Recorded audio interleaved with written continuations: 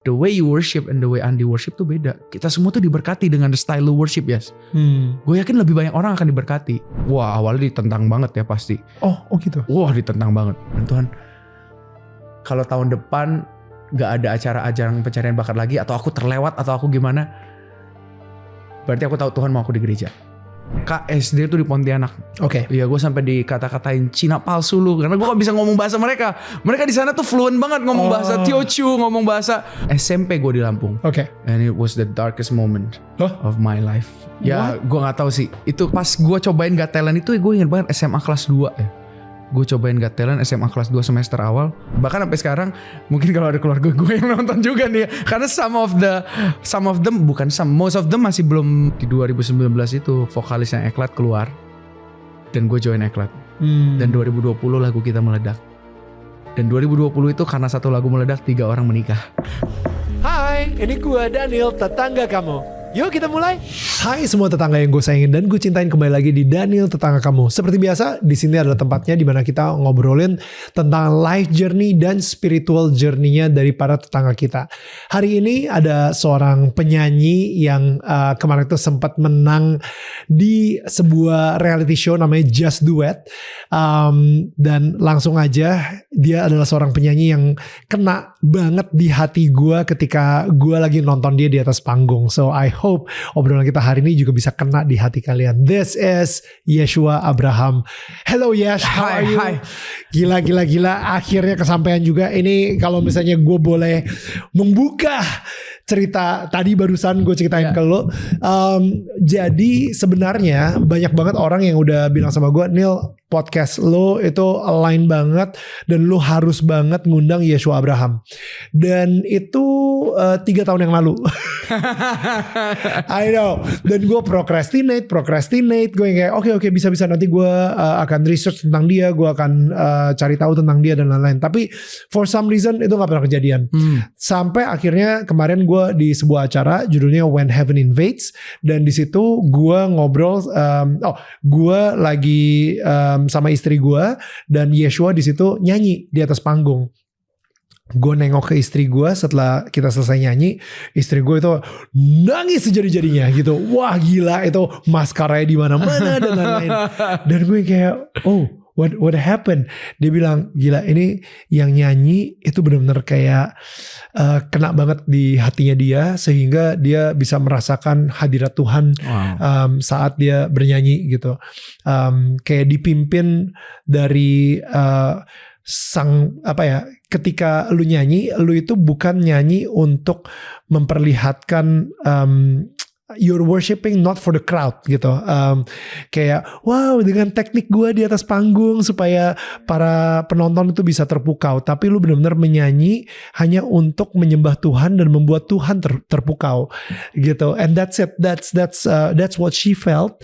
Dan setelah kita cari tahu siapa sih tadi yang nyanyi bagus banget, Yeshua Abraham. Oke, gue harus undang dia karena udah jelas gitu kan. Wow, oke. Ini kredibilitasnya langsung ya.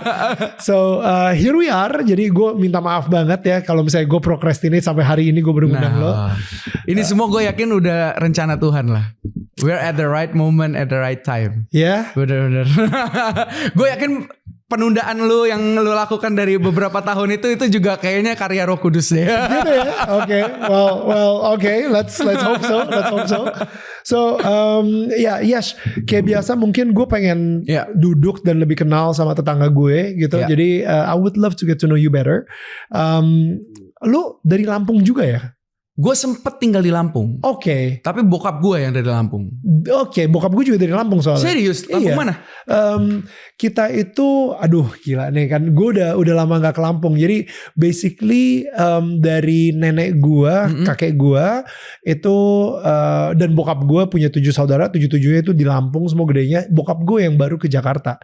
Nah jadi ketika kakek nenek gue itu masih ada yang dari sisi bokap, kita masih tiap tahun ke Lampung. Bukan Tanjung Karang, tapi kayaknya ada lagi tempat. Bandar Lampung, tapi gue lupa. Teluk kayaknya ya, tapi gue lupa banget. Tapi intinya ya hampir tiap tahun gue ke Lampung dan Aduh, gue jadi penasaran. Pokoknya ada mallnya namanya Arion ya kalau nggak salah ya. Wah, gue nggak inget sih kalau mall. Iya, pokoknya ada mall, kita tinggal di daerah-daerah situ, deket situ. Oke. Tapi ya anyway, itu berarti Lampung ya. Iya, jadi bokap gue itu punya mama dari Bangka, terus bokapnya bokap gue berarti kungkungnya gue itu dari Cungko langsung, dari Moyen namanya kampungnya.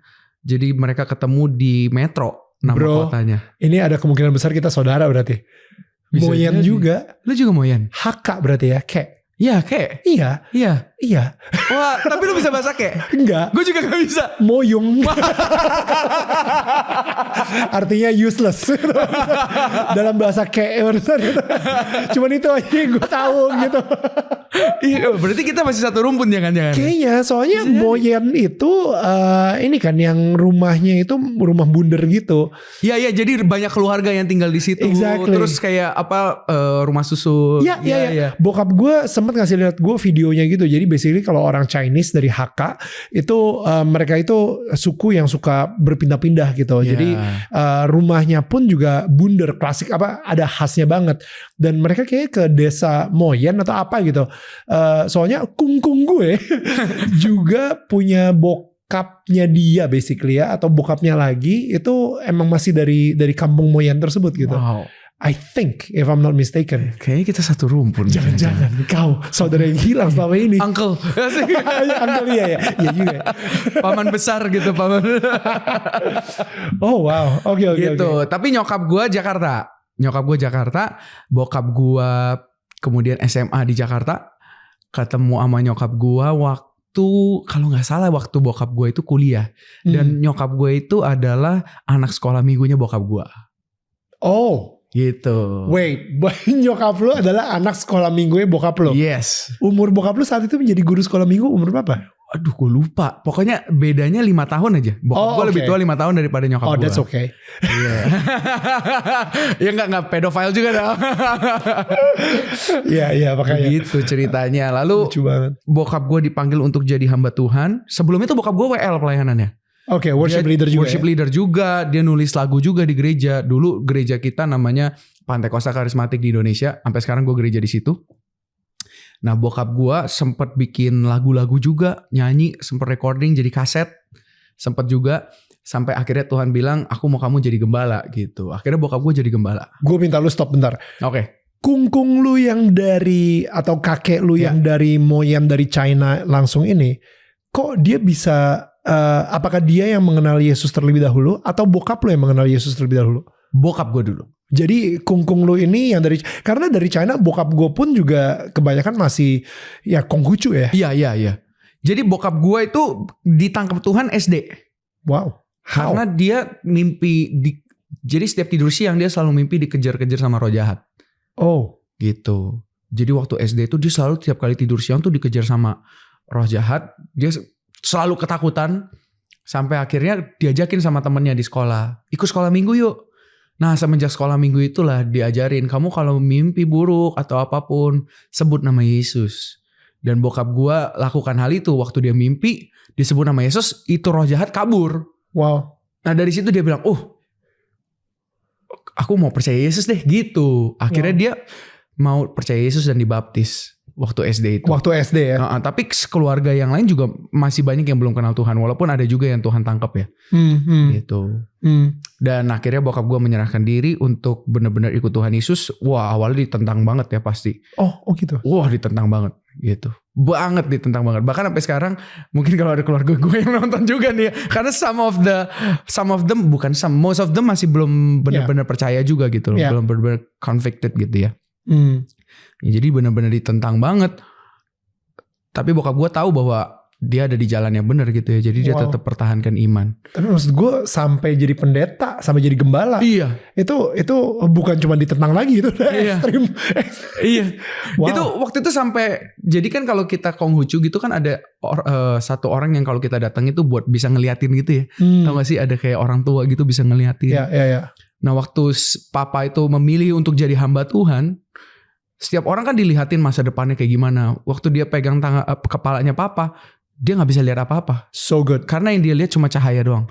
Yang dia lihat cuma oh ini terang banget.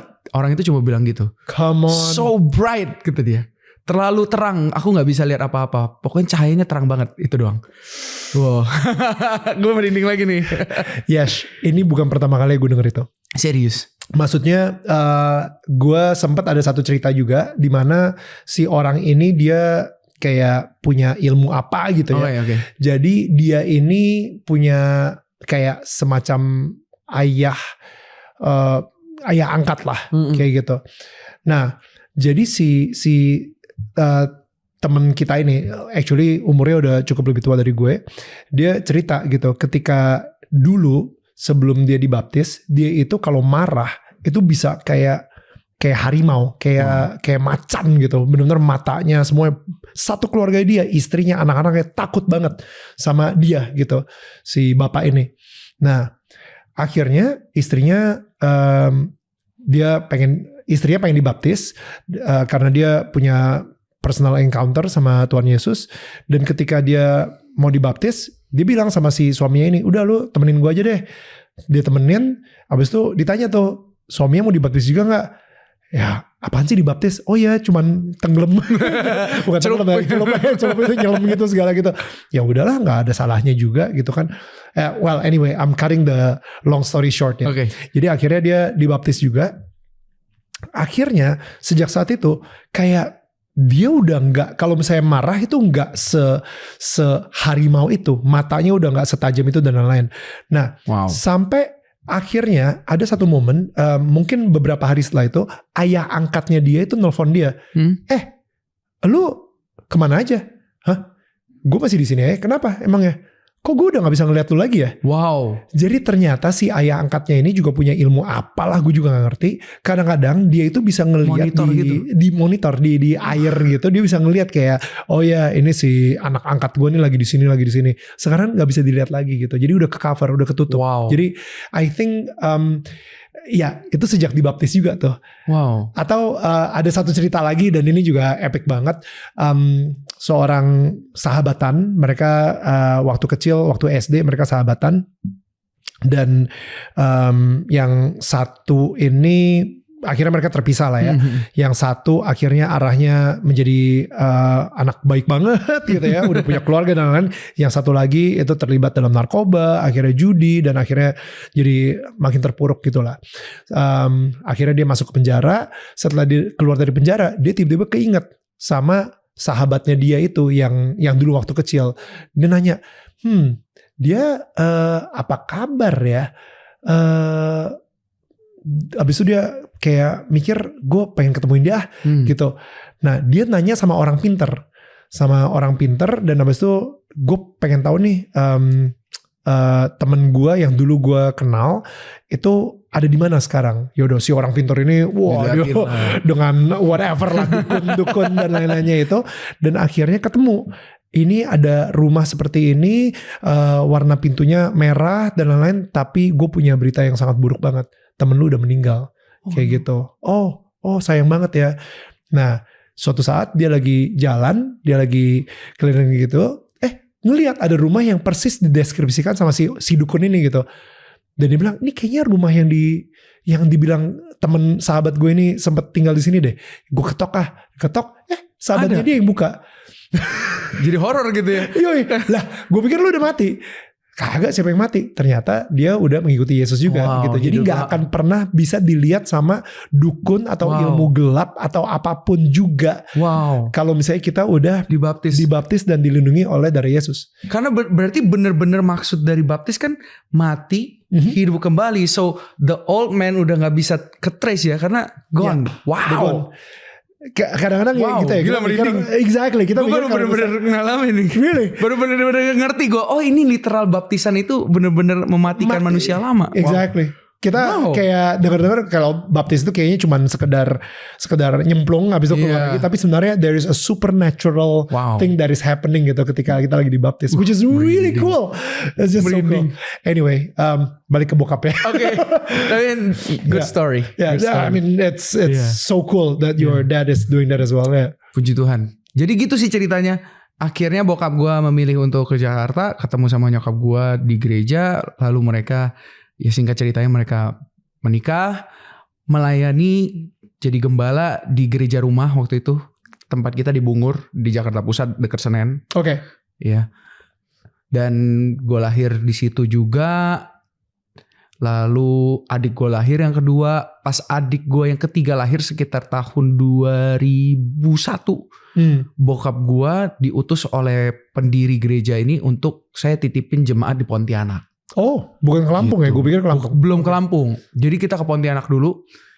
2001 sampai 2009. Jadi gue TK SD tuh di Pontianak. Oke. Iya, gue sampai dikata-katain Cina palsu lu karena gue gak bisa ngomong bahasa mereka. Mereka di sana tuh fluent banget ngomong bahasa Teochew, ngomong bahasa. Ya. Wah, mereka tuh kayak ngomongnya tuh asik banget lah. Gue kayak ngomong apa sih orang-orang ini gitu. Gak ngerti gue. Cuman akhirnya di sana 2009 bokap gue tiba-tiba berasa Tuhan tuh mau bawa dia ke Lampung. Memilih untuk pindah lagi, akhirnya kita ke Lampung. SMP gue di Lampung. Oke. And it was the darkest moment of my life. Ya gue gak tahu sih. Itu kayak SMP tuh mungkin juga gejolak hormon juga kali ya. Sure. Jadi wah itu rasanya gelap banget sih. 2000 berapa tuh berarti? 2009 sampai 2012 itu gelap banget. Sampai SMA atau hanya di SMP saja? SMP doang. SMA udah lebih mendingan. So what happened? Jadi gue gak tahu kenapa gue ribut terus sama bokap nyokap, berantem terus. Gue punya rebellion yang tinggi banget ya. Jadi rebel banget gue, lawan orang tua terus, berantakan banget. Sampai banyak pilihan-pilihan yang gue bikin yang menurut gue kayak gue terlalu muda untuk melakukan hal itu gitu loh. Sampai gue melakukan hal itu gitu. Yang dimana menurut gue wah ini sangat tidak memuliakan Tuhan. Tapi gue ada di gereja tetap doa, tetap baca firman, tetap yang namanya ikut ke omsel, pelayanan kan ya namanya anak pendeta ya harus tetap mau. Tapi itu dark banget sih di sana. Yang dahsyatnya di momen dark itu 2011 gue ingat banget, gue 3 SMP, gue lagi mandi, lagi sampoan, gue dapet penglihatan dari Tuhan. Wait, padahal lu lagi nakal-nakalnya? Yes, gue lagi ibaratnya lagi jauh-jauhnya gitu loh. Lu dishonoring your father and mother. Yes. Lu lagi gelap-gelapnya, lu lagi kotor-kotornya. Iya, dishonoring God juga. Dishonoring God. Iya kan. Tapi Tuhan malah kasih gue vision. Apa penglihatannya? Penglihatannya itu gue lagi dibawa ke satu panggung gede. Terus Tuhan bilang, aku akan jadikan kamu berkat lewat panggung ini. Damn. Wah itu gue kalau inget itu momen yang menurut gue cukup aneh karena perasaannya tuh nggak kayak perasaan lu merinding atau lu sampai nangis gitu, nggak. Itu kayak perasaan kayak biasa aja tapi lu saw something gitu. Bentar. Gue penasaran ya. Kayak penglihatan tuh lu mimpi di tengah lagi mandi tiba-tiba like what is penglihatan gitu, vision. Kenapa bisa lu bilang itu penglihatan? Bisa dideskripsiin nggak? Itu kayak sebuah kayak sebuah visual. Oke. Jadi waktu gue lagi merem ada visual gitu. Misalnya gue lagi ngebayangin gajah warna pink. Ya, gue bisa ngebayangin gajah warna pink. Itu kan lu berusaha untuk membayangkan. Ya. Ini kayak effortlessly, gue cuma lagi sampoan tiba-tiba zut. Gitu, kayak bener-bener bukan karena gue yang buat-buat gitu. Oke. Bener-bener it just happen kayak tiba-tiba pas gue tutup mata tuh kayak di kelopak mata gue tuh ada visual itu gitu. Wow. Oke. Jadi gue dibawa ke satu panggung dan Tuhan bilang aku akan jadikan kamu berkat. Melalui panggung.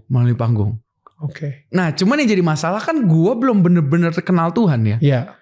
Jadi tafsiran gue kata-kata Tuhan yang sebenarnya sangat jelas aku akan jadikan kamu berkat.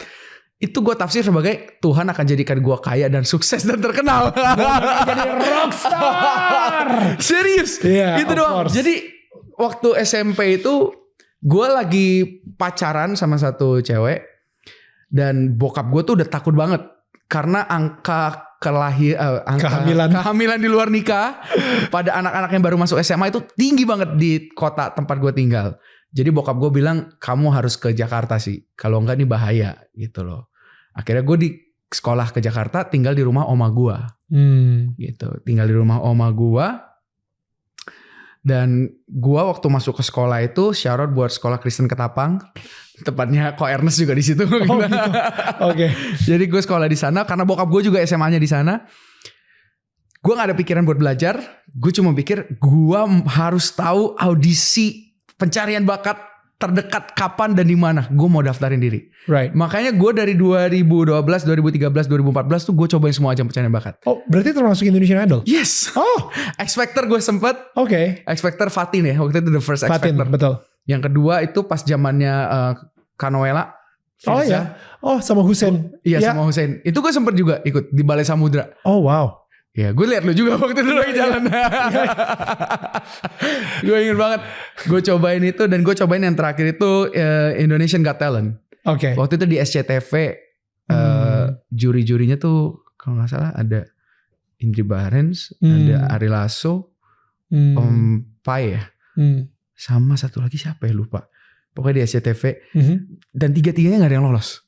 Ya gue sampai tembus ketemu juri itu di Got Talent doang. Oke. Jadi idol lu cuman nyampe juri lokal lah kayak gitu. Ya juri lokal, X Factor juri lokal juga. Dan tiga-tiganya gak ada yang lolos gitu. Dan gue jadi bertanya-tanya kan. Karena gue nih orangnya nih lumayan gede mulut gitu. Jadi di sekolah tuh gue selalu ngomong. Karena gue tahu ini visi Tuhan kan. Teman-teman gue selalu nanya gue. Lu mau ngapain abis ini Yes? Gue bakal jadi penyanyi. Gue bilang gitu terus. Gue dapet visi dari Tuhan. Gue tuh akan jadi terkenal loh. Gue bilang gitu. Lu bisa nyanyi? Gue udah bisa nyanyi. Cuman belum seperti sekarang lah ya. Oke. Tapi udah bisa gitu. Oke. Udah maksudnya ngeband segala kayak gitu? Udah. Dari SMP gue main drum. SD gue main drum di gereja juga. Nyanyi dari SMA gue mulai nyanyi. Mulai fokus nyanyi. Walaupun dari TK gue udah sering ikut lomba nyanyi ya. Oke. Gitu. Jadi memang udah bisa nyanyi. Dan gue tahu ini doang nih yang gue punya nih gitu loh. Dan gue lihat ini yang mau Tuhan pakai gitu kan. Oke. Gue bukannya cari Tuhannya di momen itu. Waktu gue dapet visi itu. Gue malah kejar visinya. Gue bukan kejar pribadinya. Tapi yang gue kejar visinya gitu. Bentar. Ini perlu dimeditasikan. Sorry gue banyak minum ya. Oh, that's so good. Oke. Ketika lu mendapat sebuah visi dari Tuhan. Lu bukan ngejar Tuhannya. Tapi lu malah ngejar visinya. Benar. Wah, so good. Iya, yang akhirnya ya gue jadi kecelek sendiri kan. Ya. Sampai gue jadi terlalu banyak ngomong, orang jadi pikir gue omdo gitu kan. Ini omdo doang nih orang nih halu gitu. Ya. Pas gue cobain Got Talent itu gue inget banget SMA kelas 2 ya. Gue cobain Got Talent SMA kelas 2 semester awal. Gue tuh malu banget. Lu bayangin gue saking gue berusahanya ya untuk kayak please gue pengen banget terkenal. Gue jadi berpikir gitu dengan logika gue pakai nalar gue gimana ya caranya ya supaya gue nih tahu vokal gue tuh nggak bagus-bagus amat, kayak masih on progress lah ya, masih dalam pembentukan. Tapi gue pengen banget terkenal. Gue sampai waktu itu berpikir pas Got Talent, oke, gue akan bilang talent gue adalah nyanyi sambil ngedance. Lu bayangin gue nyanyi sambil ngedance, yang dimana gue nggak bisa ngedance man. Itu benar-benar memalukan banget. Untungnya puji Tuhan gak ditayangin di TV nasional. Baru gue pengen lihat kayak. Gue aja gak berani ngeliat itu. Aduh itu kayak cringe gila. Wah itu cringe dan sangat memalukan. Itu benar-benar memalukan banget sih. Oh Tuhan. Oh wow. Tapi gue lihat ya bahwa memang lu mau seberusaha gimana pun kalau memang Tuhan bilang belum waktunya, and that's not the time gitu loh. Ya. Belum gitu. Nah di titik itulah gue baru sadar. Kok apa jangan-jangan selama ini gue halu ya? Gitu. Jadi gue pikir visi yang gue lihat itu bukan visi dari Tuhan. Jangan halusinasi gue doang. Betul. Bukan nubuatan tapi gue buat-buat gitu kan. Gue buat-buat. But that's so good. Gue masih masih overwhelmed dari tadi tuh si statement lo. Ketika kita dapat visi dari Tuhan, kita malah ngejar visinya dan bukan kita ngejar Tuhannya. Karena kita sebagai manusia itu kayaknya kita benar-benar gak sabar banget aja. Yep. You know, thank you for the vision. Let's do it tomorrow. Kapan gue akan mendapatkan ketenaran ini? Oke. Berarti artinya dengan logika gue akan ada Indonesian Idol, akan ada X Factor, akan ada Indonesia's Got Talent. Udah pasti berarti ini tempatnya, ini panggungnya. Bener. Kita gak nunggu waktunya Tuhan untuk menggenapi visi tersebut. Tapi kita mau waktunya kita supaya visi tersebut terjadi. Makanya kita ngejar visinya bukan Tuhannya gitu ya. Bener. Dan pakai cara kita sendiri kan? Pakai cara kita sendiri, bukan pakai cara Tuhan. Kita pikir ini udah yang paling possibility terbesarnya di situ gitu loh. So good. Speaking of which ya, sebelum kita lanjut ya, gue tadi harus bertanya sama lo, kenapa nama lo Yeshua Abraham? Itu nama yang berat banget. Wah, bokap lo itu gila sih, kasih nama itu berat banget gitu. Lo pernah nanya gak sih kenapa nama gue Yeshua Abraham? Pernah.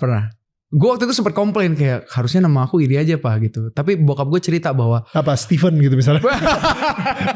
nama aku. Daniel Abraham kali ya. Karena bokap gue lahir di keluarga yang gak kenal Tuhan. Jadi dia punya visi dari Tuhan. Waktu lagi baca ya, dia baca satu ensiklopedia Alkitab biasa lah ya, digging ke Bible karena namanya hamba Tuhan buat preaching.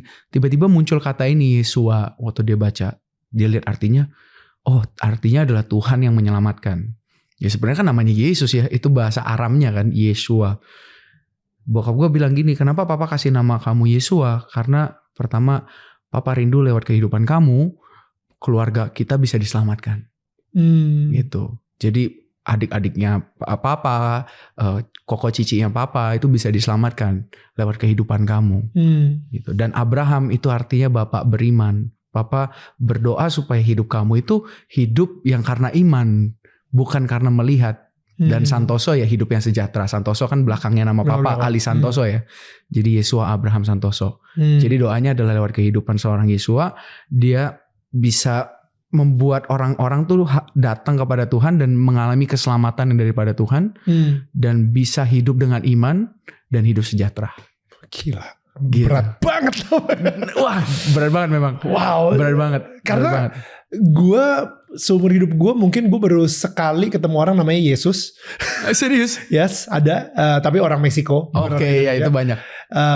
Dan lu Yeshua which is Aramaic name of Jesus gitu. Dan that's heavy. Heavy banget parah. Apalagi kalau lagi nakal pas masa SMP. Waduh. Kayak lu abis dinakalin siapa gitu kan. Dinakalin Yeshua gitu kan. Waduh kan sedih kan.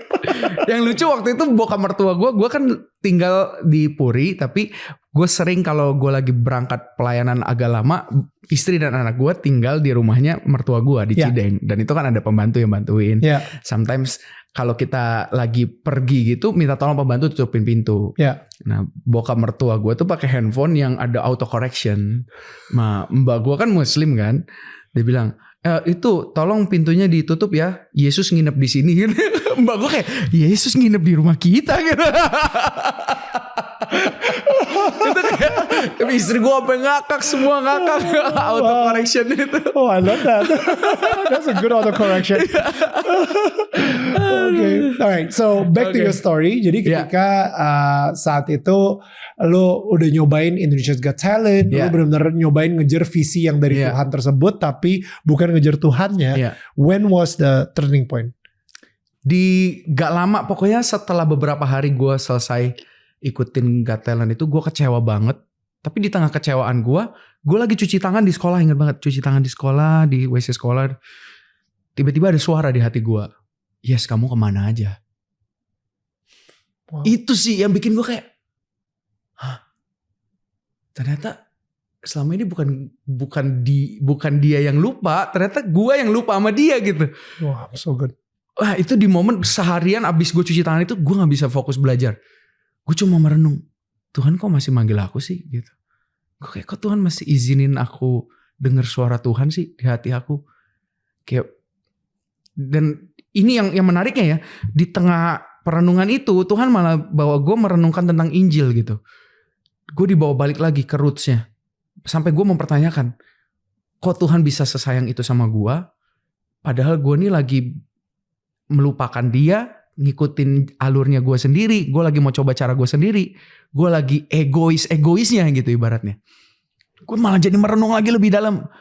Kok dia yang maha tahu, yang maha berkuasa, mau mati di kayu salib ya? Itu yang uniknya. Gue malah dibawa Roh Kudus ke dalam perenungan tentang Injil. Gitu loh. Tentang Injil, tentang roots lagi. Kenapa kita jadi Kristen gitu ya. Kenapa kita akhirnya mau percaya sama Yesus. Karena gue mikir gini loh. Dia kan maha tahu. Betul gak sih? Dia tahu ketika dia mati di kayu salib itu akan banyak orang-orang yang gak percaya juga sama dia.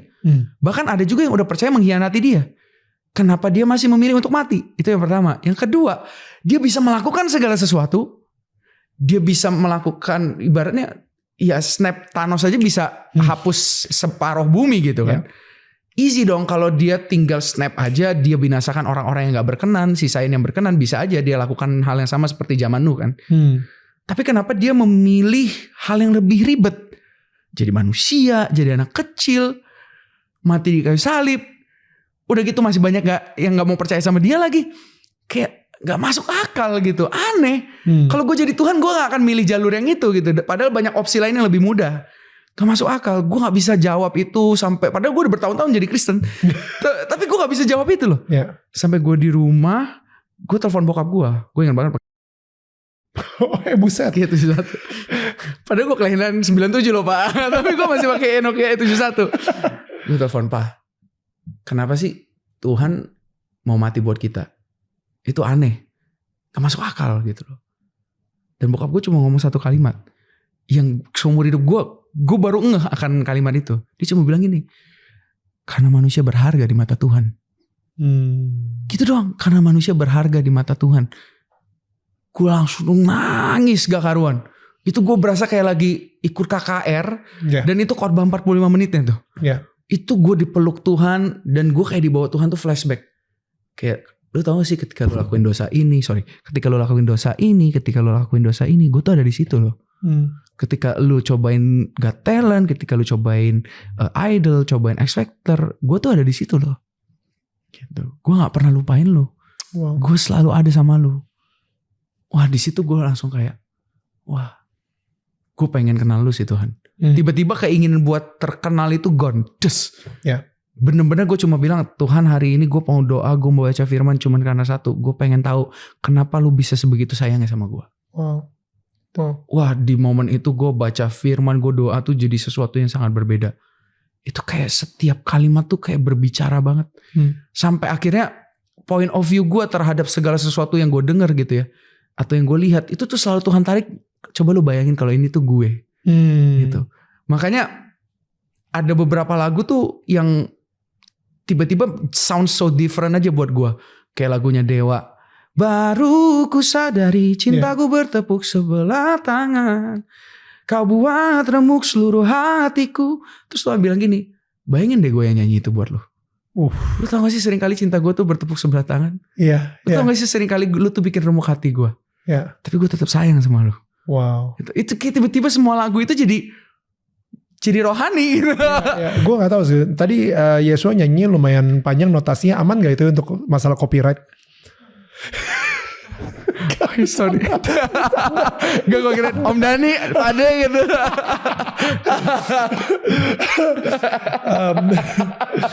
Ntar kita disu lagi. Ya ada dapat surat dari apa sih, aksi atau apa sih, visi atau aksi dia. Sorry, flashback dikit. Tadi lu sempat ngomong bahwa ketika lu lagi berdosa, gue ada di situ. Ketika lu lagi ada di Indonesian Idol, gue ada di situ. Tuhan itu dan tadi ya, ketika lu nyanyiin baru ku sadari cintaku bertepuk sebelah tangan. Ketika lu lagi berdosa dan Tuhan lagi ada di situ, bayangan lu Tuhan tuh lagi melihat lu dengan mata yang penuh penghukuman atau gimana? Gue penasaran tuh, karena dari kecil tuh ketika gue mikir, aduh, gue berdosa dan Tuhan ada di sini lagi ngeliatin gue. Bayangan lu Tuhan tuh lagi gimana gitu? Ekspresinya ke lu ketika lu lagi berbuat dosa, ketika lu lagi mencoba Indonesian Idol dan melupakan dia dan lain-lain. Menurut lu bagaimana ekspresi Tuhan saat itu? Mata yang penuh dengan belas kasihan sih.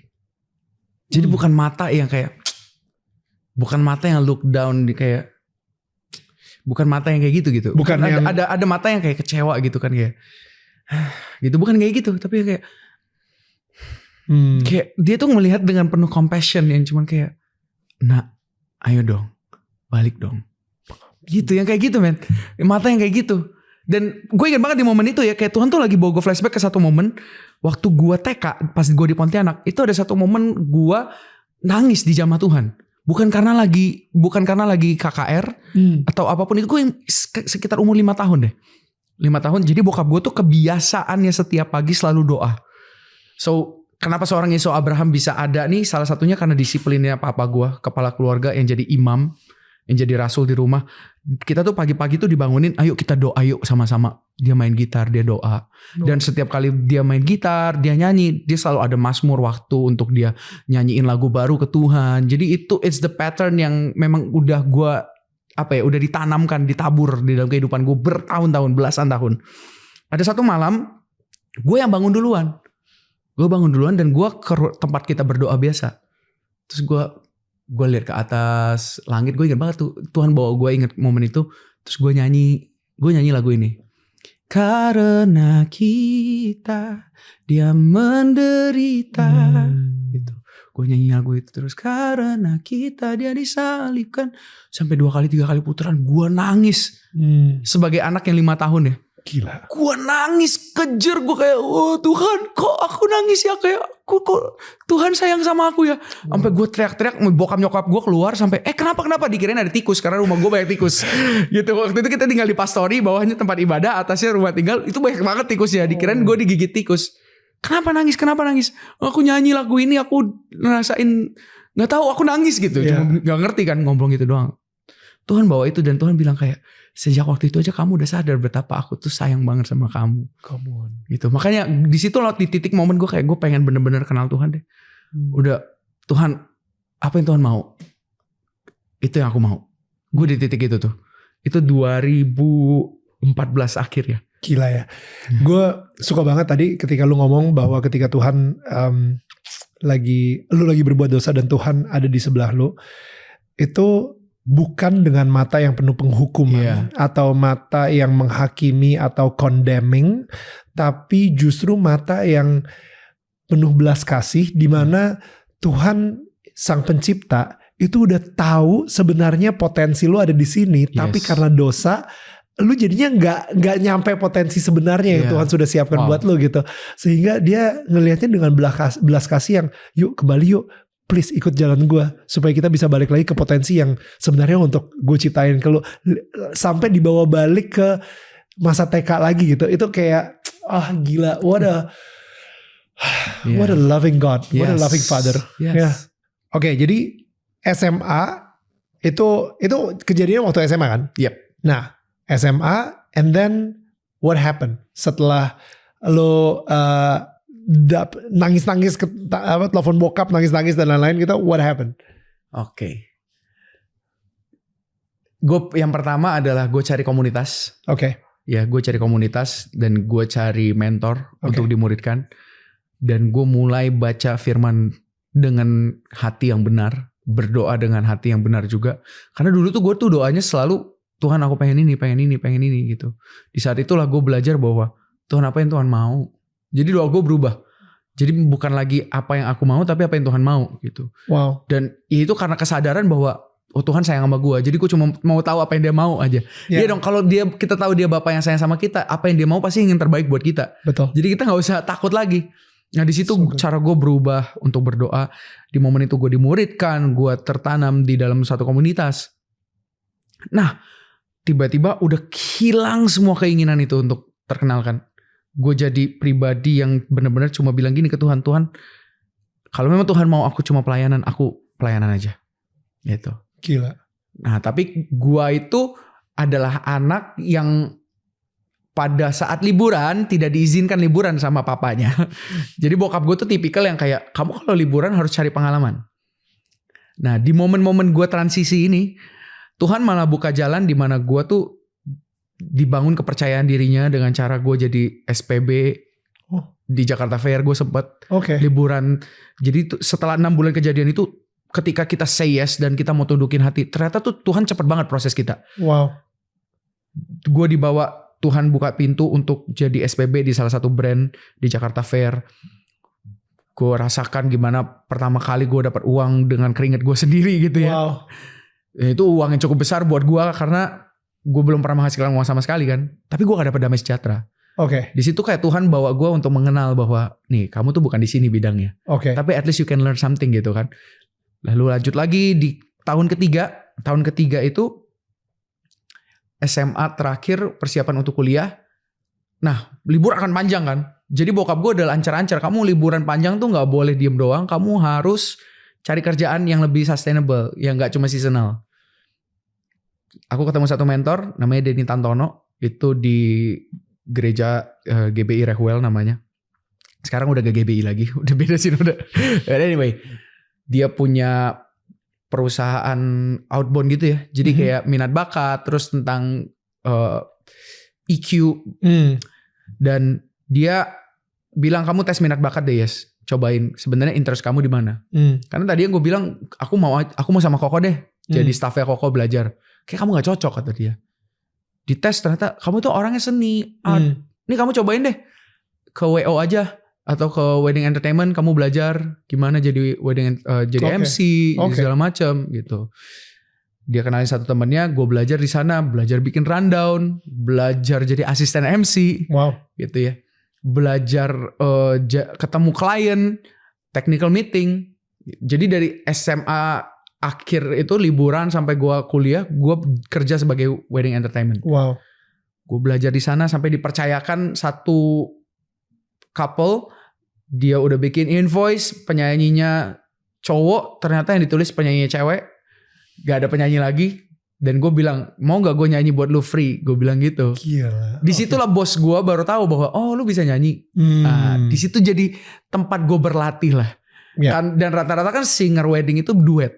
Di situ gue belajar duet. Gue belajar harmonisasi. Gue belajar gimana caranya untuk nyanyi yang baik. Dan stage act segala macem. Gue belajar di sana dan di titik udah semester 1 kuliah gue udah mau selesai,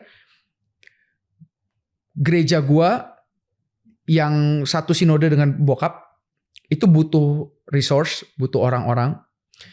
Gue ditarik sama bokap gue untuk bantu-bantu. Ya dimana itu gerejanya, fun fact-nya gereja istri gue dari kecil. Oh my God. Gereja bokap mertua gue juga. Dari bertobat ditangkap Tuhan di sana. Dan memang satu payung sinode dengan bokap. Nah mereka butuh pelayan-pelayan. Dan mereka tahu bahwa gue bisa nyanyi. Ditawarin lah gue sama pastornya. Mau gak kamu jadi timnya kita? Nah, pada saat itu kan gue udah gak ada. Udah bener-bener no agenda. Gak pengen terkenal juga. Gak pengen apa-apa. Jadi gue bilang, oh oke, coba aku pertimbangkan ya. Dia bilang, ya, kamu gak usah kerja lagi di wedding. Kamu fokus aja di rumah Tuhan gitu. Jadi Lewi lah ibaratnya. Jadi kamu Lewi. Oke, aku coba doain dulu ya. Doain dulu. Dan aku ketemu sama mentorku di gereja komunitasku di mana aku bertobat ini. Namanya Julius. Dia sekarang udah kehilangan penglihatannya. Dia tinggal di Gunung Kidul ya. Dia pelayanan di Gunung Kidul, tinggalnya di daerah Solo. Dia ngomong waktu itu, Yes, itu maunya Tuhan apa maunya pendeta kamu? Wah, karena aku bilang, kok tapi ini baik loh kok. Aku kan memuliakan nama Tuhan, aku nyanyi di gereja. It's a good thing gitu, it's not bad gitu. Ini adalah hal yang benar loh. Gue bukan lagi jadi apa namanya? Ya jadi rockstar lagi atau gue jadi apa gitu yang jualan apa, enggak kan. Ini melakukan hal yang benar di gereja loh. Dia cuma bilang, itu maunya Tuhan apa maunya kamu? Atau maunya pendeta kamu? Coba kamu tanya Tuhan lagi. Terus tetap kan berkelit kan. Tapi kok aku udah gak pengen terkenal segala macam. Dia kasih analogi bahwa segala sesuatu di dunia ini tuh ciptaan Tuhan, Yes. Bidang entertainment, bidang kerohanian, bidang multimedia, bidang anything you name it. Kedokteran, kesehatan, hukum, kulineri. Semua ciptaan Tuhan. Betul. Dan itu semua buat kemuliaan nama Tuhan. Apa yang menjadikan itu tidak rohani adalah ketika engkau melakukan hal itu buat dirimu sendiri. Kalau lu ada di gereja, lu pelayanan, tapi lu lakukan itu buat diri lu sendiri, itu bukan lagi hal yang rohani. Wah itu dalam banget sih. Itu yang kayak, gue suka sama Julius. Itu gue yang kayak, oke, tanya Tuhan lagi. Tapi lagi-lagi gue ini orang impulsif. Gitu. Jadi gue bilang ke Tuhan waktu itu, gue ingat banget, Tuhan, sampai itu kalau nggak salah akhir 2015 ya, gue bilang Tuhan, kalau tahun depan nggak ada acara ajang pencarian bakat lagi, atau aku terlewat atau aku gimana, berarti aku tahu Tuhan mau aku di gereja. Gue minta tanda kayak gitu sama Tuhan. Tahun depan 2016 datang, Januari, gue lihat di koran ada audisi The Voice. Itu zamannya Unmesh. Jadi Just Wait dan The Voice yang Unmesh itu satu tahun yang sama. Yeah. Satu tahun yang sama. Sorry. It's okay. Sorry. Terus di satu tahun yang sama, apa yang terjadi? Gue langsung pede. Oke, berarti udah gue di gereja. Padahal gue kemarin doanya tuh bilang kalau di tahun itu. Berarti kan it means 1 year. Tapi karena gue lihat di Januari gue ketinggalan The Voice, gue langsung membuat di kepala gue, oke, Tuhan maunya gue di gereja. Ya udah lagi-lagi gue ngomong ke orang gereja, oke, aku sudah dapat pesan Tuhan. Yeshua is being Yeshua lagi kan. Gue dapat pesan Tuhan, gue akan stay di sini. Let's go, let's build the team. Wow. Nah, udah membulatkan tekad. Keluar dari Wedding Entertainment, gig terakhir sebagai penyanyi di Wedding Entertainment, ketemu sama satu orang namanya Vicky. Dia ini ternyata pelayan Tuhan juga sebagai WL juga. Dia denger gue nyanyi dan dia bilang, lu gak cocok di panggung kecil, lu harusnya di panggung yang gede. Tapi lagi-lagi kan, Yeshua is being Yeshua. Enggak kak, saya sudah dapat pesan Tuhan. Ceritain perjalanan hidup seperti yang tadi gue ceritain. Sampai akhirnya gue bilang, udah nih Tuhan maunya aku di gereja. Dia cuma bilang gini, udah coba aja kirim video. Dia cuma bilang gitu. Nih acara Just Duet. Lo cobain deh kirim video. Udah males. Jadi gue kirim video, oke. Gak tau yang masuk. Gak tau yang masuk. Wah, bingung kan. Orang-orang gereja jadi bingung. Lalu kemarin bilangnya lu build the team. Exactly. Kok lu malah sekarang? Ya it's my fault lah. Karena gue kecepatan melebihi suara Tuhan lagi. Ngomongnya lebih cepat daripada suara Tuhan gitu. Wah, itu gue inget banget sih. Gue kan bukan dari keluarga yang punya uang cukup ya untuk kayak enroll, masuk lagi ke kuliah. Jadi gue bimbang banget tuh. Gue harus enroll atau gue harus lanjut kuliah pada momen itu. Karena ini gambling banget kan untuk Tuhan, ini gue say yes ke si ini, Just Duet, atau gue masuk kuliah ya. Gitu. Karena gue disponsorin sama satu orang yang dia diberkati dengan pelayanan papa gitu loh. Telepon sama papa. Pak, gimana pak? Kalau mama, ya mama is being a mom lah. Sekolah aja, ngapain kamu nyanyi-nyanyi? Belum tentu juga jadi. Ya emang bener juga. Kita gak ada yang tahu menang apa enggak kan? Kan bingung nih 50-50. Waduh nih 50-50 nih kalau kayak gini nih. Terus papa cuma bilang, kamu doa aja tanya Tuhan. Gitu. Doa tanya Tuhan. Lagi doa, itu lagi di karantina di Aston. Lagi puter TV, ada TV-nya Pak Stephen Tong, Reform. Ingat banget tuh, Pak Billy yang lagi khotbah. Dia bahas tentang Kairos dan Kronos. Itu Tuhan yang kayak lagi yakinin gue, this is my momentum. Boleh dijelasin apa perbedaan antara Kairos dan Kronos? Jadi Kronos itu adalah waktu yang sedang berjalan sekarang. Kairos itu adalah waktunya Tuhan, di mana momentum yang terjadi tidak bisa diulang kembali. Wow. Ya, Kairos tuh ya hari ini, hari Senin sampai Minggu gitu ya, bulan terus bergulir.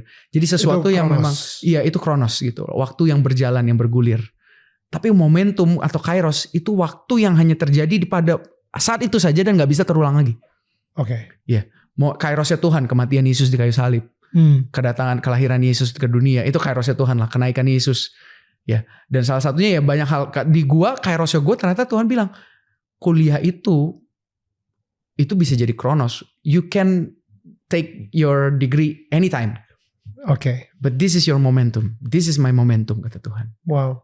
Ya akhirnya gue bilang oke, siap Tuhan, go, let's go. Dan gue tuh sampai bilang ke Tuhan tapi kalau ini gak menang sih, wah ini aneh sih Tuhan. Maksudnya gue udah bener-bener lay down everything nih. Ibaratnya gue udah gak punya second option, gak punya backup plan. Plan gue cuma menang Just Duet or nggak tahu dagang mungkin. Gitu. Dan itu Tuhan kasih impresi di hati gue bahwa aku akan menyertai kamu gak usah takut. Gitu dong.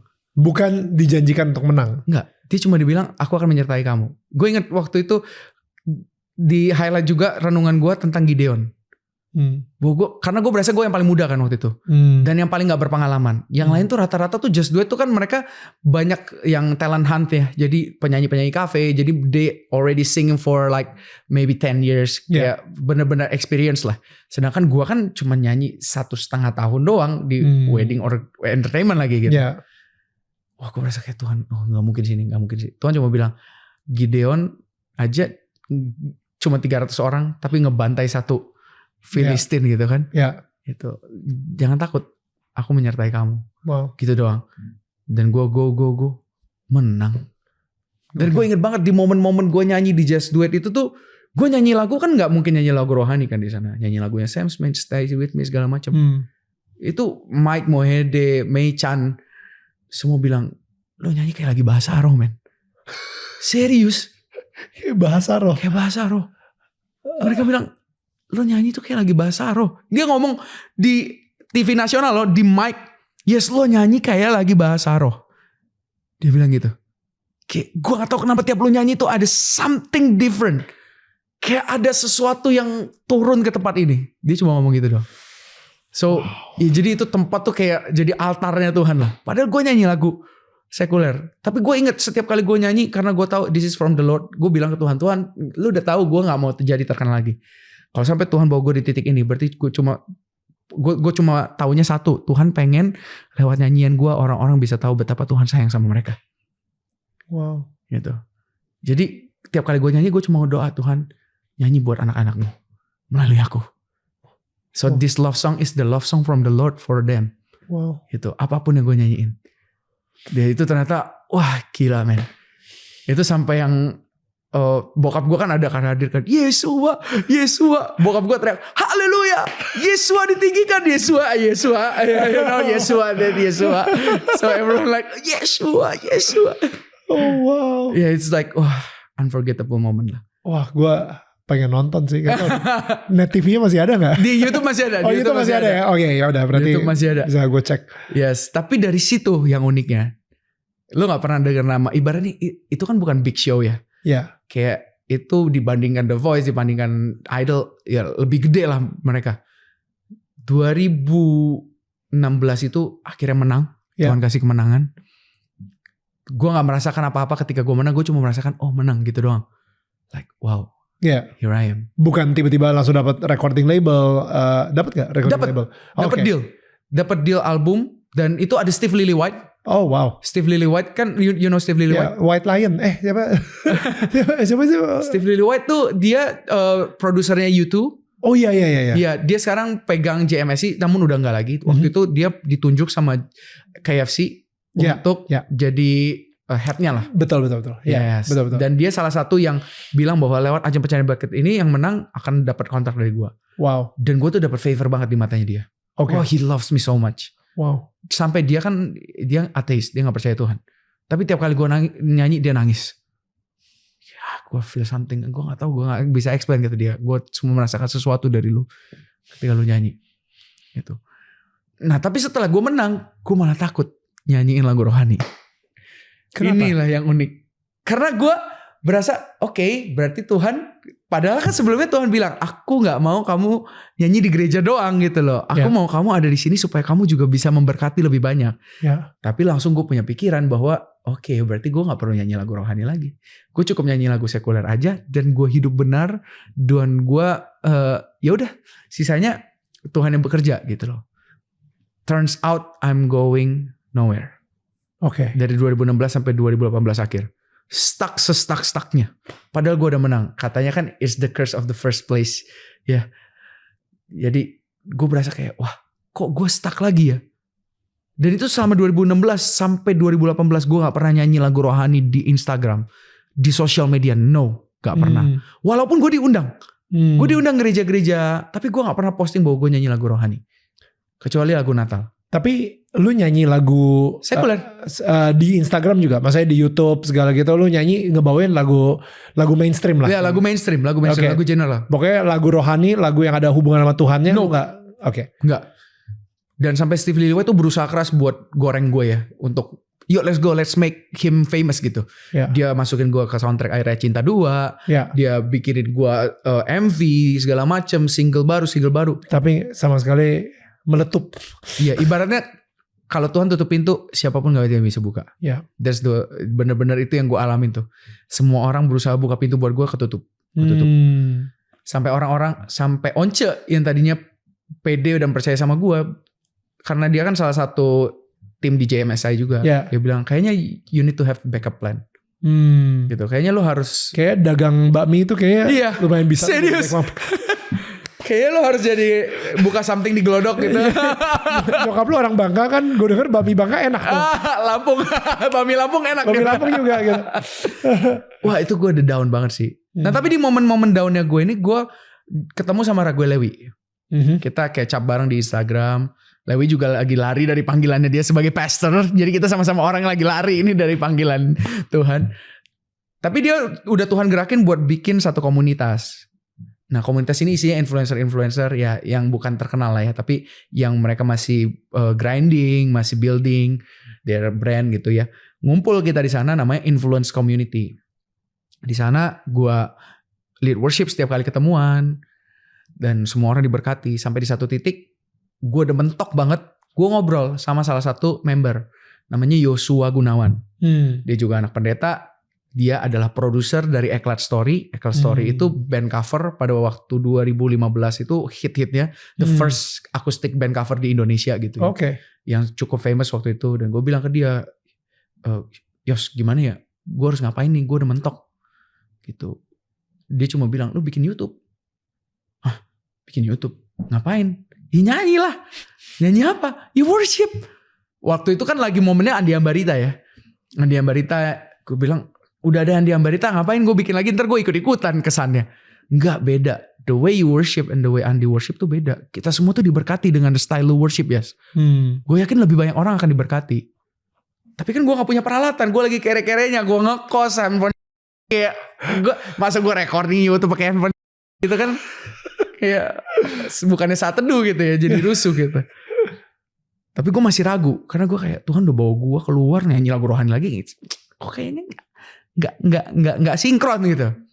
Gue merenung, gue tanya Tuhan cuma ngomong gini, siapa yang bilang aku nggak mau kamu nyanyi lagu rohani lagi? Itu kan pikiranmu. Yang aku mau orang-orang lebih mengenal aku lewat kehidupanmu. Tapi gimana caranya orang-orang bisa kenal lewat kehidupanmu kalau kamu aja dengan talenta yang aku kasih takut nyanyiin tentang kasihnya aku? Wah. Itu pukulan ke hati gue kenceng banget. So good. Gitu. Gimana orang-orang bisa datang mengenal aku, yes, kalau kamu aja takut nyanyiin tentang aku. Langsung di situ gue bilang, oke Tuhan, cek ombak dulu ya. Gue bikin sosial media di Instagram dulu, gue post 30 detik. Man, itu Instagram followers gue nambah. Wow. Like the engagement bener-bener yang firman Tuhan bilang ketika anak manusia ditinggikan dia akan narik orang datang kepada dia. Itu bener-bener itu yang gue alamin sih. Wow. Itu video bener-bener engagementnya, wah kenceng banget nih. Kayak gue gak pernah dapat like segini, gue gak pernah dapat view segini. Akhirnya gue bilang ke Yosua, oke, let's do it. Tapi Yos, gue kere, lu mau gak bantuin gue? Let's do this together. Kan tali 2 utas gak sulit untuk diputusin. Yos, gitu. Ya. Apalagi 3. Ada keyboardis ekstra. Akhirnya dia doa juga. Dia bilang, oke, gue doain dulu ya. Dia doa 2 hari, dia dapat konfirmasi. Oke, kita berangkat syuting video pertama 39 Maret 2019, gue ingat banget. 31 29 Maret 2019. 39 udah lewat dong bulannya. Gue di dimension lain ya. Yo, itu namanya Kairos atau Kronos. Aduh. Okay. Akhirnya gue berangkat. Di situ waktu dalam perjalanan Tuhan kasih gue gambaran vision konsep videonya, bikin black and white. Terus Lewi tiba-tiba bilang, yes kayaknya namanya lucu deh kalau Saat Teduh. Jauh sebelum Philip Mantova bikin Saat Teduh with Philip Mantova gitu ya. Yeah. Jadi Tuhan kasih hashtag Saat Teduh. Oke, that's good. Sebelumnya kan pikir waktu menyembah apa gitu. Kayak no hashtag Saat Teduh kata Lewi. Dan Lewi hadir di situ juga. Raguel Lewi. Dia doain kita. Kita syuting 3 video pertama. And it's boom. Like beneran meledak. Bener-bener in a month. Like invitation berdatangan. Orang-orang datang ke gerejaku, kami butuh kamu worship, please. Kita diberkati, like they've been waiting for this. Wow. Dan ternyata itu momentumnya Tuhan, kayak wow. Gue tadi jadi ketika komentarnya Mike Mohede juga almarhum, dan komentarnya Joshua kalau nggak salah yang bilang kayak enggak men, lu menyembah sama Andi menyembah itu beda gitu. Kita semua sangat dibilang diberkati kalau misalnya dengerin lu lagi nyembah Tuhan gitu. Gue jadi bingung sih kayak kan ada nih worship leader, tapi ada worshipper. Iya. Gue ngerasanya lu lebih worshipper daripada worship leading. Wow. Iya gak sih? Tahu bedanya gak itu? Ya, I try to, ya maksudnya untuk punya postur hati yang selalu seperti itu ya. Yeah. Walaupun itu yang harus gue kalibrasi terus setiap waktu gitu. Ketika gue Tuhan percayakan nyanyi gitu ya. Tapi dibilang bedanya pasti ada bedanya dong. Karena gini, Lucifer adalah worship leader. he's a worship leader gitu. Lucifer is the worship leader gitu. Ya. Itu raja terakhir gitu. Bener-bener yang kayak wah, dia tuh bener-bener the glory of God tuh bener-bener ada di dia juga gitu. Sampai akhirnya kan dia jadinya angkuh dan sombong dan berasa bahwa seharusnya gua yang lebih disembah daripada Tuhan gitu. Tapi Daud He's a worshipper. He's a worshipper. Dia bukan cuma perform, tapi dia punya obedience. Nah, makanya yang membedakan seorang worship leader dan seorang, kalau cuma worship leading dan benar-benar jadi worshipper, ya perbedaannya adalah tentang hatinya yang mau nggak taat dibimbing. Karena semuanya balik lagi worship is obedience kan, gitu. Penyembahan itu ya ketaatan. Samuel kan bilang ke Saul, yang lebih manis itu bukan korban bakaran. Ketika Saul mau please people kan, dia mau please the people of Israel sama please orang-orang yang bawahan dia. Udah lu jarah-jarah, padahal Tuhan bilang bakar semua, gak ada yang boleh diambil. Tapi dia mau please mereka, ambil yang terbaik, bakar, karena mereka bisa makan-makan habis itu. Tapi Samuel bilang, yang menyenangkan hati Tuhan itu bukan persembahan bakaran, ketaatan dan mengenal Tuhan, itu yang Tuhan mau. Gitu. Jadi ya makanya nggak apa ya, kalau dibilang kenapa Yesus bisa kayak gitu, gue nggak tahu. Goal gue cuma pengen kenal Tuhan. Gitu sih. Jadi sepanjang hidup gue yang gue pengen tahu cuman Tuhan maunya apa sih? Gitu. Walaupun gue sometimes lupa ya, karena mungkin gue terlalu nyaman. Tuhan bawa di titik ini, ada momen-momen di mana gue nyaman jadinya sampai gue lupa lagi. Padahal Tuhan masih punya rencana yang mungkin belum selesai dalam hidup gue. Gitu. Tapi gue selalu tanya, akhirnya gue selalu bilang Tuhan jaga hati gue supaya gue ingat lagi. Tujuannya itu untuk memuliakan Tuhan. Tujuannya itu untuk membuat Tuhan lebih dikenal. Dan ya harus gue dulu yang kenal. Ini ada sebuah statement yang keren banget. Orang-orang itu ketika datang ke gereja atau dia datang ke sebuah acara, dia akan lebih ingat lagu-lagu yang dinyanyikan daripada penyampaian pesan atau khotbah. Dibanding semua itu, mereka pasti akan lebih ingat, tadi lagu ini bagus ya. Karena there's power ketika kata-kata itu digabungkan dengan notasi. Itu tuh menjadi sebuah, apa ya, bisa dibilang tuh kayak sihir ya, bahasanya. Ketika kita ngobrol begini, orang tuh masih bisa mikir. Mereka tuh masih bisa mikir pakai otak kritis kan. Bener gak sih yang diobrolin? Bener gak sih? Tapi kalau soal musik, itu tuh bypass otak kritis mereka.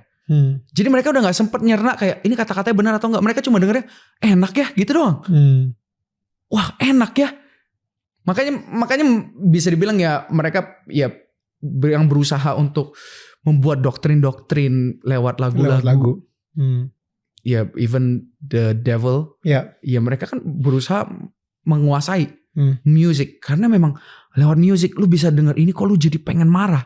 Atau lu dengerin lu pengen sedih gitu. Rasanya tuh it can control your emotion gitu. Betul.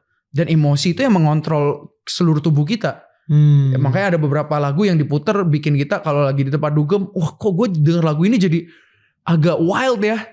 Ya that's so powerful. Makanya kita setiap musisi, setiap worship leader, setiap penyanyi, kita harus tahu betapa powerfulnya kita sebenarnya. Kita tuh kayak orang yang lagi pegang pisau atau pedang yang gede banget. Dan ketika pedang itu adalah firman, yang kita nyanyikan adalah firman, yang kita nyanyikan adalah tentang dia, itu can save many souls. Wow. Gitu. Jadi makanya kita perlu tahu we are worshiper, not just worship leader. Bukan cuma penyanyi, kita itu benar-benar penyembah. Gitu sih. Karena kalau gue yang gak bisa nyanyi ini, gue itu suka banget ngedengerin worshiper. Dan gue bukan suka banget ngedengerin worshiper ya. Maksudnya ketika gue lagi memuji Tuhan, kadang-kadang kan ya ada worship leadernya, dia nyanyi dan lain-lain. Itu ibaratnya nih ya, worship leadernya ini, itu dia sebenarnya lagi worship Tuhan. Dengan hati dia yang menuju ke Tuhan. Dia itu kayak lagi membawa diri dia itu ke langit ketujuh gitu ya, dengan worshipnya dia ke di bumi seperti di surga gitu. Jadi dia lagi naik ke surga. Dan gue nebeng. Gue nebeng worshipnya dia. Karena for some reason atmosfernya itu juga berubah dan gue sendiri juga ikut gitu dengan worshipnya dia. Tapi kalau misalnya gue, which gue sering banget temuin, gue lagi nonton orang worship tapi dia itu nyanyinya, spotlightnya di dia nyanyi dengan ala-ala Christina Aguilera gitu yang di vibrasiin. Itu walaupun orang bilang gila keren banget ya nyanyinya, tapi menurut gue nggak kena apa-apa sih di situ. Wow. Justru ada beberapa worshiper yang bagi orang kalau misalnya dia masuk gitu ya, orang biasa gitu ngelihatnya, nyanyinya biasa aja. Tapi saat itu dia nengok ke gue gitu, gue lagi nangis gitu, lagi rek gitu, because like I think the posture of the heart, dia itu benar-benar lagi worship banget dan gue kayak nebeng worshipnya dia gitu gitu. Ya mungkin itu yang almarhum Mike Mohede juga rasain juga kali ya. Iya, ya gue bisa bilang ya itu lu punya gift the spirit of discernment. Yes, gak semua orang punya itu kan. Ya, jadi memang that's the gift from the Lord gitu. Tapi gue yakin bahwa ya kita semua berjuang untuk seharusnya kita semua berjuang untuk terus berkenan, walaupun kita sudah dikenan Tuhan nih. Ya. Tapi karena kita tahu betapa kita sudah dikenan, kita tuh mau berjuang untuk semakin mengenal dan menyenangkan dia gitu. Bukan karena dia narsis atau dia pengen disenangkan, enggak, karena that's our gratitude gitu. Karena sebagai manusia emang pasti seperti itu. Ketika ada orang yang baik sama kita, ya kita pengen melakukan sesuatu gitu. Sebagai manusia memang kita sudah diprogram seperti itu menurut gue gitu. Ketika gue ngerasa gue pertama kali jatuh cinta sama istri gue gitu. Dia karena dia pas lagi gue tembak dia bilang actually aku juga punya perasaan sama lo. Asik. Oh berarti gue disayang juga sama Viola gitu. Dia sayang gue juga dan gue pertama kali ngerasain rasa sayang itu. Gila, Yash. Sampai kemana-mana pun gue ngomongin tentang istri gue bikin lagu tentang dia padahal gue gak bisa nyanyi gitu. Gue mulai berpuisi tentang dia and everything, and I think that's just my way of apa ya, lagi ngerasa disayang ini, rasa sayang ini so overflowing that I want to do something. Wow. Bukan transaksional gitu, bukan gue ngelakuin ini karena gue pengen mendapatkan rasa sayang yang lebih dari dia, transaksional banget. Tapi justru gue ngelakuin ini karena gue lagi ngerasa disayang-sayangin banget gitu. Wow, gue jadi kayak satu statement ini ya, waktu lo ngomong gitu. Kayak supaya kita bisa, buat gue juga ya, supaya kita bisa terus di dalam kehidupan ini sebagai orang-orang yang sudah ditebus, bisa terus punya postur hati yang benar. Kita harus ingat bahwa kita itu gak perlu caper sama Tuhan. Karena Tuhan udah duluan baper sama kita. Itu ya gue tiba-tiba kayak inget itu. Seringkali kenapa mereka akhirnya kelihatannya kayak orang yang sedang cari spotlight.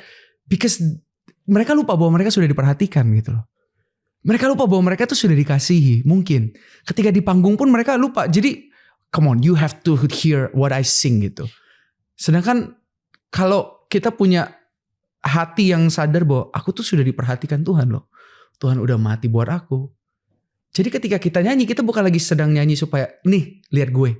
Tapi kita nyanyi tentang bahwa nih lihat Tuhan. Jadi kita nyanyi bukan lihat, kita do anything. Lu do your podcast, lu masak atau apapun. Lu bukan lagi bilang, nih lihat I can do this loh. Bukan. Tapi you see what, this is what God's do in my life loh. Ini loh Tuhan. Gitu. Ini loh. Makanya Mazmur bilang ceritakan dan nyanyikanlah kebesaran Tuhan. Jadi fokusnya memang we sing untuk orang-orang melihat dia. Nah ketika kita melakukan segala sesuatu, kata Paulus, seperti untuk Tuhan dan bukan untuk manusia. Dan kita cuma bilang bahwa aku mau kasih unjuk ke orang-orang bahwa this is my testimony. Not my talent loh, but this is my testimony. Ketika aku nyanyi, this is my testimony. Ketika aku kerja, this is my testimony. Man, orang-orang akan ngerasain Yesus. Bahkan lu gak nyanyi, orang bisa ngerasain hadirat Tuhan. Karena postur hatinya itu. That's so good. That's so good. Tuhan udah baper duluan sama kita. I like that. Emang bener banget. Oke, berarti ketika, dan disitulah lahir Saat Teduh gitu ya. 2019 Maret. Dan kita gak pernah tahu ternyata 2020 adalah pandemi. Everybody needs everybody needs to worship at home. Gue pengen sih ngomongnya kayak gue udah tahu akan ada pandemik. Jadi Tuhan suruh gue bikin video nih, man. Enggak. Ternyata gue nggak tahu dan ternyata beneran pandemik dan gereja-gereja pada nggak ready broadcast. Dan itu bantu banyak orang banget. Your saat teduh saat itu kayak bless so many people. Ya puji Tuhan. Right? Puji Tuhan. Lu tau gak luar biasanya lagi apa? Di 2019 itu vokalisnya Eklat keluar. Dan gue join Eklat. Dan 2020 lagu kita meledak. Dan 2020 itu karena satu lagu meledak 3 orang menikah. Wait, lagu-lagu apa judulnya? Bentuk Cinta. Bentuk Cinta. Bentuk Cinta. Rambut warna-warni bagai gulali. Ya waktu itu hit banget di TikTok dan juga Twitter. Wow. Ya, jadi gara-gara satu lagu itu kayak gue gak kemana-mana tapi gue bisa hidup. Padahal semua lagi pada mati kan. UMKM mati semua pas lagi pandemik. Tapi gue bisa nikah pas pandemik. Bahkan lebih dari cukup. So it's like Tuhan bener-bener bilang bahwa ya gue mau lu nyanyi gak cuman di gereja tapi bener-bener untuk mereka-mereka yang belum kenal Tuhan juga. Jadi Eklat pun sampai sekarang kalau kita diundang we sing tentang Tuhan. Sekarang Yeshua Abraham itu setelah Eklat, setelah Tuhan membawa lu sampai titik ini, what's next? Oke. Jadi yang gue syukuri ya, awalnya kan Tuhan bawa gue sebagai seorang penyembah yang menyanyikan lagu-lagu lama. Yang gue nyanyikan dengan stylenya gue, dengan super simple, piano, gitar. Karena waktu itu kan visinya Tuhan adalah buat penyembahan itu simple. Gak perlu complicated. Pada momen itu tuh lagi complicatednya. Kayak gereja-gereja siapin LED, MD. Ayo kita harus kayak Hillsong kayak segala macam. Lebih banyak instrumen. Tapi kan Tuhan bawa ke simplicity. Ya. Makanya Maverick juga start from simplicity juga. Mereka benar-benar akustik, ngalir flow. Itu juga yang Tuhan taruh di hati gue. Ternyata gak cuma stop di sana. Tuhan pertemukan gue dengan penulis-penulis lagu. Yang akhirnya bisa menjadikan gue itu salah satu ambasador lagu-lagunya mereka. Connect Worship ya. Gue ingat waktu itu di DM Instagram 2021 akhir ya. Kalau gak salah atau 2022. Kayak Kenny Sastro kontak gue di DM. Gue tuh jarang banget buka DM. Bener-bener jarang banget buka DM. Apalagi from strangers gitu ya. Gue jarang banget. Tapi gak tahu kenapa tiba-tiba nongol Sydney Mohede collab sama Connect Worship. Jadi gue penasaran apa nih Connect Worship gitu. Gue lihat. Terus gue buka message-nya. Ternyata mereka juga ajakin gue buat collab. Dan mereka bilang kita punya lagu. Judulnya Terhubung. Oke. Terhubung. Oke. Boleh denger gak lagunya? Dikasih denger. Wah pas gue denger. Ini lagu kok selaras banget nih sama visinya Tuhan nih. Bahwa kan Tuhan pengen lewat gue orang-orang terhubung lagi sama dia. Orang-orang saat teduh lagi datang lagi sama Tuhan gitu kan. Makanya kata-kata ku terhubung denganmu. Selalu melekat di hatimu. Firmanmu itulah dasar hidupku. Yang berdaulat atasku gitu. Gue kayak oke, let's go, let's do it. Cuman gue revisi lirik di depannya. Sebelumnya liriknya itu adalah firmanmu firmanmu ubahkan cara hidupku. Gue bilang kayaknya ketimbang firman kita bawa orang-orang ingat kasihnya dulu gak sih? Jadi gue bilang bolehkah kita ganti jadi kasihmu layakkan seluruh hidupku. Jadi seluruh hidup kita dilayakkan gitu. Mampukan ku melakukan yang kau inginkan. Mereka bilang oke, let's go, let's do it. Kita record, kita rekaman. Oke. Dan lagu itu gak kemana-mana. Gue tetap pelayanan dengan lagu-lagu yang gue bawain biasa. Tiba-tiba tahun lalu lagu itu terkenal karena ada TikTokers yang bilang pernah denger gak lagu rohani paling romantis. Akhirnya lagu itu booming sampai dilirik oleh Sydney Mohede. Dan dia do the cover of that song. Itu kayak Tuhan bawa naik. Sampai akhirnya tadinya Yesua dikenal sebagai Yesua saat teduh. Jadi Yesua terhubung. Dan pada momen itu gue bilang ke mereka, kalau kalian tulis lagu lagi, please kasih denger gue dulu lagu-lagunya. Karena gue berasa kok kayaknya kita akan jadi a good pair gitu loh. Mereka bikin songwriting session. Belum lama ini. Di tahun lalu, akhir tahun. 5 lagu mereka tulis. Salah satu lagunya itu judulnya Junjunganku. Dan gue diberkati banget. Waktu gue denger lagu itu gue bilang, this is the song. This is the song. Gue bilang, this is the song for me. Please keep. Lalu kayak ini kirim gue message kan, nih liriknya, nih voice note-nya. Terus dia kirim satu voice note. Yes, lu dengerin deh ini. Gue denger, ya nyanyi suara cewek. Tapi itu baru chorusnya doang. Walaupun gunung itu tak berpindah, tetap percaya Kau yang punya kuasa.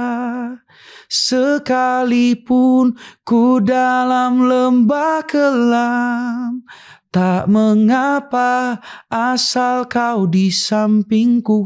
Wow, man, ini lagu apaan gue bilang? So good. Ini lagu kayak khotbah. Tapi terus itu gue bener-bener 9:30 gue lagi tiduran, gue sampai duduk di sebelah istri gue kenapa kamu? Ini lagu nih, ada lagu, ini lagu, wah gue sampai speechless. Gue cuma masuk ke kamar gue yang sebelah, gue ambil gitar, gue bikin verse ya. Gue bikin verse nya, gue kirim ke Kenny, kita tektokan, lalu melodi itu diambil pure dan kita diskusi soal liriknya, jadilah Jiwaku Bertanya, and we release that song Walau Gunung Tak Berpindah, and it becomes an anthem of the churches in Indonesia sekarang. Hanya dalam waktu sekitar 6 bulan. Wow. And that song is taking off like crazy. Wow. Wah, itu jadi kayak, dan itu memang yang beberapa dari 2 tahun ini ya, Tuhan tuh lagi ingetin gue tentang hal itu terus. Keluaran 33 tentang Musa ketika dia naik ke Gunung Sinai, terus ternyata bangsa Israel bikin lembu emas, terus terjadilah itu pembantaian ya. Ya terjadi 3.000 orang mati. Iya, mati semua.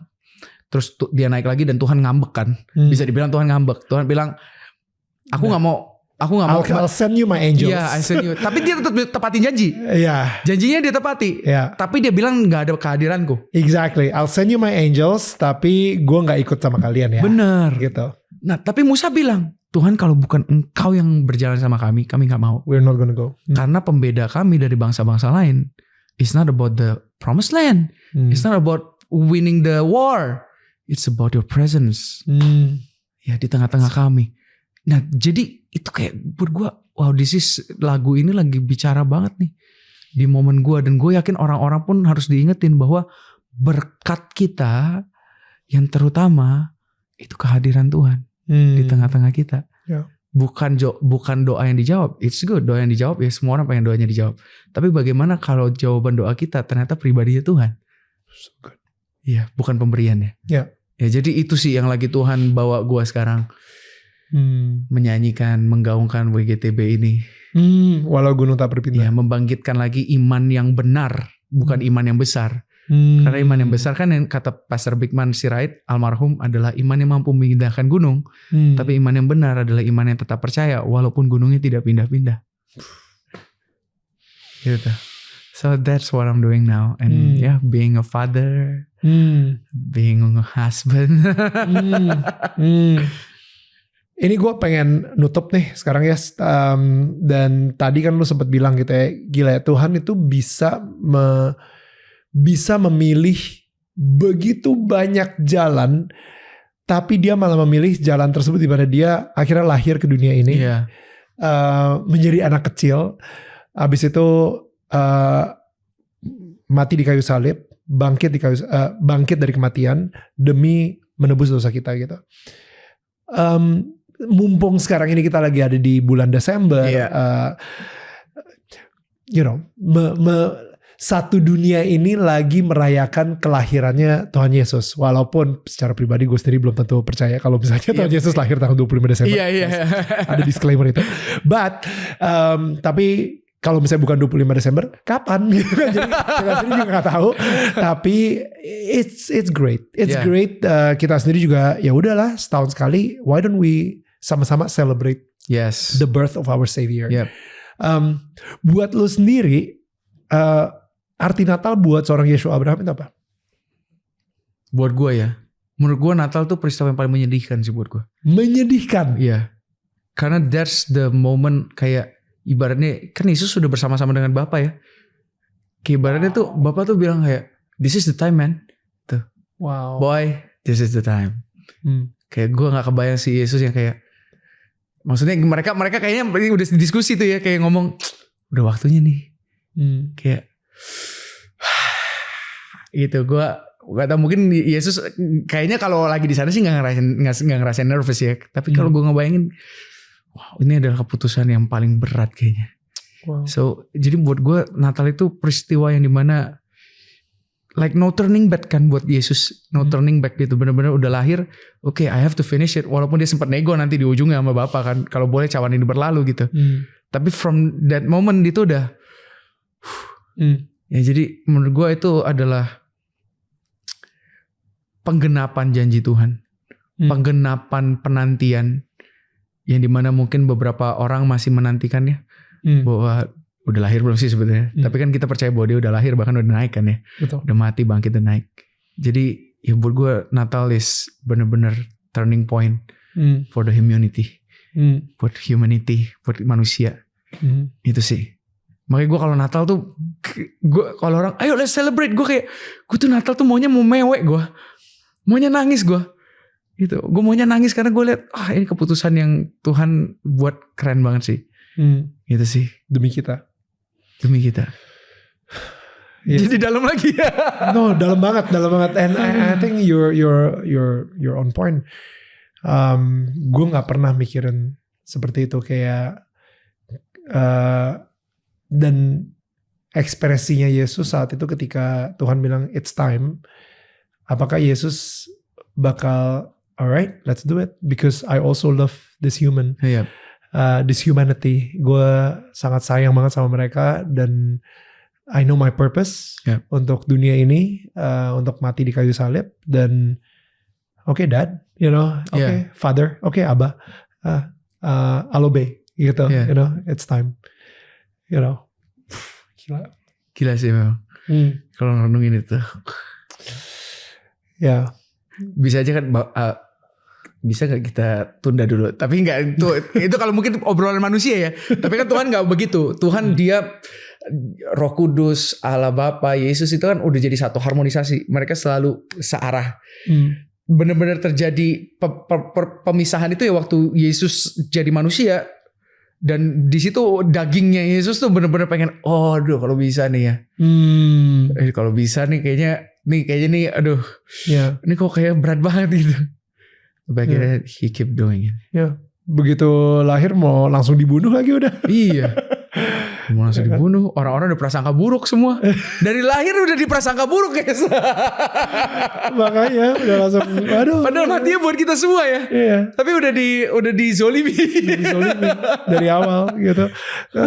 Gak cuma Yesusnya lagi, ibunya juga gitu kan. Jadi ya udah di wow. Dia datang sama ciptaannya, tapi ciptaannya nolak dia. Jadi it's prahara menyedihkan, patah hati kayak Natal tuh patah hati gitu, gila gue ngeliatnya. And that kalau misalnya nggak ada Natal, nggak ada Paskah, you know, in a way. Iya benar. It's like that. Benar, right? Itu kayak satu kesatuan. Jadi satu kesatuan. Dan Yeshua sendiri akan nyanyi di Tetangga Bersenandung. Kalian akan mendengarkan ini kayak semacam kolaborasi antara Saat Teduh dan Tetangga Bersenandung guys. Dimana kita pengen banget kalian sendiri juga denger langsung dari Yeshua.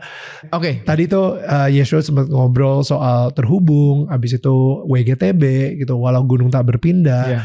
Dan ada beberapa lagu lagi yang akan dinyanyikan nanti di Tetangga Bersenandung. Jadi pastikan lo jangan sampai kelewat nanti juga. So yes, thank you banget. Thank you banget. Thank you. Gue selalu memberikan souvenir ini. Apa ini? Ya. Ini isinya rumah, nggak perlu dibuka karena susah buka kotaknya. Jadi isinya rumah ini, dimana kita filosofinya adalah kita percaya banget bahwa sudah ada pelita, udah ada cahaya di rumah lo dan istri dan anak juga, dan pelita tersebut yang akan menerangi tetangga-tetangga sekitar. Gitu. Amen. Jadinya it's good to have Yeshua tetangga kamu. You know? Thank you, brother. Because you will shine that light to your neighbors. So again, yes, thank you so much for the time,